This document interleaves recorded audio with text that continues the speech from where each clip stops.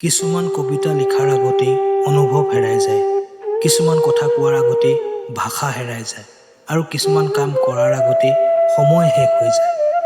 জীৱনৰ বাস্তৱক এদিন মই সুধিলোঁ, তুমি কিয় ইমান কঠিন? বাস্তৱে হাঁহি হাঁহি উত্তৰ দিলে, এই দুনিয়াই সহজ বস্তুৰ মূল্য দিব নাজানে। এজনী ছোৱালীক কেৱল এটা ঘৰ দিয়ক, তাই আপোনাক এখন সংসাৰ বনাই দিব। তাইক আপুনি শুকান চাউল দিয়ক, তাই আপোনাক খোৱাৰ কাৰণে ভাত বনাই দিব। তাইক আপুনি অলপ ভাল পোৱা দিয়ক, চাব তাই আপোনাৰ জীৱন সুখেৰে ভৰাই দিব।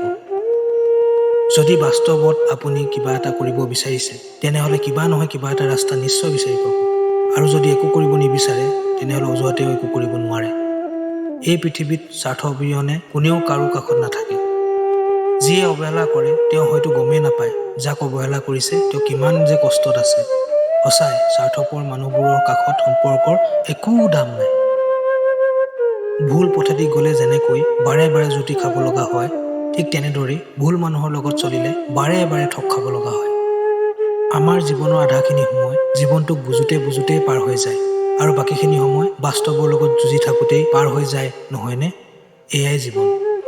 জীৱনত বিভিন্ন কাৰণত হৃদয় ভাঙিবই, ভাঙি যোৱাটো নৰ্মেল, কিন্তু তাক জোৰা লগাই জীয়াই থাকিবলৈ শিকক। কোনোবাই অৱহেলা কৰিলে মুকলিকৈ এটা কাম কৰক। আপোনাৰ জীৱনত তেওঁৰ লগত জড়িত যিমানবোৰ বস্তু আছে তাক ঘূৰাই দিয়ক। নতুবা গোপনে মাথো এটা কাম কৰক, আপোনাক সন্মান কৰা, আপোনাক আদৰ কৰা মানুহৰ লগত সম্পৰ্ক স্থাপন কৰক। তেওঁলোকক বেছি সময় দিয়ক, চাব আপোনাক অৱহেলা কৰাজনৰ সুমতি ঘূৰি আহিছে আৰু আপোনাৰ কাষলৈ দৌৰি আহিছে।